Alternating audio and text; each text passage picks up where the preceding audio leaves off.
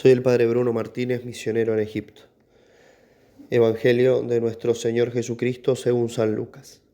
Un doctor de la ley se levantó y le preguntó para ponerlo a prueba: Maestro, ¿qué tengo que hacer para heredar la vida eterna? Jesús le preguntó a su vez: ¿Qué está escrito en la ley? ¿Qué lees en ella?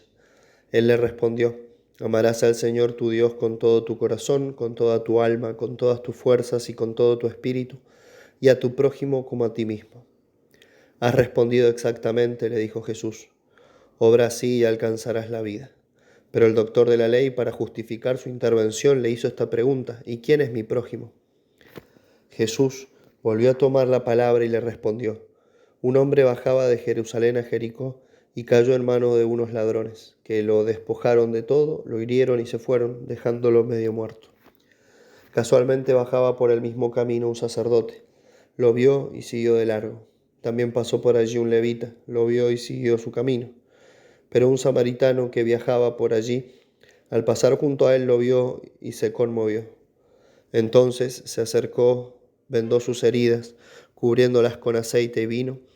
Después lo puso sobre su propia montura, lo condujo a un albergue y se encargó de cuidarlo. Al día siguiente sacó 2 denarios y se los dio al dueño del albergue, diciéndole: Cuídalo, y lo que gastes de más te lo pagaré al volver. ¿Cuál de los 3 te parece que se portó como prójimo del hombre asaltado por los ladrones? El que tuvo compasión de él, le respondió el doctor. Y Jesús le dijo: Ve y procede tú de la misma manera. Palabra del Señor. Gloria a ti, Señor Jesús. Don Bosco, en una buenas noches a sus jóvenes del oratorio, les contaba el siguiente ejemplo. Decía el apóstol San Juan, cuando pasaba ya los 100 años y no podía hablar largo rato de las cosas de Dios, se hacía llevar a la iglesia y repetía a los discípulos reunidos: Amaos unos a otros. Y nada más, no decía nada más. A veces los discípulos le preguntaban: bueno, y después de esto, ¿qué más hemos de hacer? Amaos unos a otros, repetía. Pero ya un poco cansados los cristianos de oírle siempre el mismo consejo, le rogaron humildemente que le diera alguna explicación de su insistencia. Y San Juan dijo: porque quien cumple el precepto de la caridad lo ha hecho todo. Quien cumple el precepto de la caridad lo ha hecho todo. Nuestro Señor responde hoy a la pregunta que todos alguna vez nos hicimos: ¿qué hacer para heredar la vida eterna? ¿Cómo salvarnos? ¿Qué hacer para llegar al cielo? Y un doctor de la ley le hizo esta pregunta, pero para ponerlo a prueba, con mala intención. Pero es aquí que nuestro Señor nos deja bien claro el mensaje: amar a Dios sobre todas las cosas y al prójimo como a uno mismo. Obrando así, alcanzaremos la vida eterna. Tenemos que vivir el mandato de la caridad, es decir, amar a Dios sobre todas las cosas creadas, sobre todos los bienes materiales, sobre todas las riquezas, por sobre todo, y juntamente amar al prójimo como a uno mismo. Y hay un punto muy interesante sobre la caridad fraterna, que es este que nos lo enseña el apóstol San Juan en su primera carta.